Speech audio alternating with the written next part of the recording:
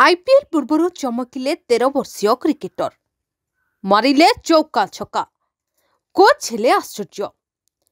एमिति एक दृश्य देखा मिली आईपीएल फ्रांचाइज राजस्थान रॉयल्स रो अभ्यास शिविर रे 13 वर्षीय क्रिकेटर वैभव सूर्यवंशी बैटिंग देखि साथी खेलाड़ी दल बैटिंग कोच विक्रम राठौर मध्य आश्चर्य हो जाइछन्ति।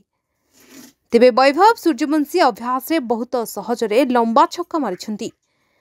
वैभव को पई प्लेइंग 11 रे सीधा सड़क स्थान पाइबा बहुत कष्टकर, किंतु से किछि मैच रे सुजोग पाई परिबे।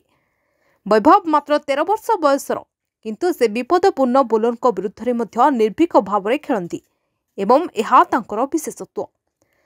राजस्थान रॉयल्स आईपीएल 2025 मेगा निलाम रे एही युवा खेलाड़ी उपरे विश्वास देखाइथिला एवं तांको 1.10 कोटी टंकारे किनिथिला।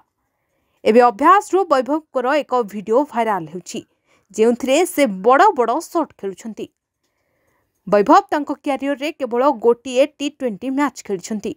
एही मैच रे से 6 बॉल ले 13 रन करथिले। तेबे आश्चर्यजनक भावरे एथिरे 2टी छक्का अंतर्भुक्त थिला। यह व्यतीत वैभव 5टी प्रथम श्रेणी मैच रे 100 रन करिसंति। सही समय रे तांको बैट रु 6टी लिस्ट ए मैच रे 132 रन करथिले।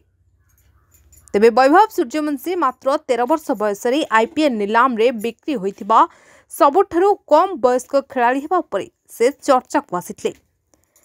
चेन्नई रे 4 दिनिया मैच रे ऑस्ट्रेलिया अंडर 19 विपक्ष रे भारत अंडर 19 दल पई शतक मारिबार 2 मास परे तांको 2025 आईपीएल निलाम रे राजस्थान रॉयल्स किनिथिला। तेबे बिहार रो जने बामो हाथी बैट्समैन वैभव जनवरी 2024 रे तांकर प्रथम श्रेणी क्रिकेट रे डेब्यू करथिले एवं रणजी ट्रॉफी रे खेलिथिबा द्वितीय सर्वकनिष्ठ खेलाड़ी होइथिले। नागपुर रे होइथिबा ट्रायल समय रे वैभव राजस्थान रॉयल्स परिचालन को मध्य प्रभावित करथिले। यहाँ पर निलाम रे राजस्थान एही युवा बैट्समैन को 1.10 कोटी टंका रे किनिथिला। तेबे एभली किछि गुरुत्वपूर्ण खबर देखिबाकू चाहंती आम चैनल को लाइक, सब्सक्राइब और शेयर करନ୍ତୁ।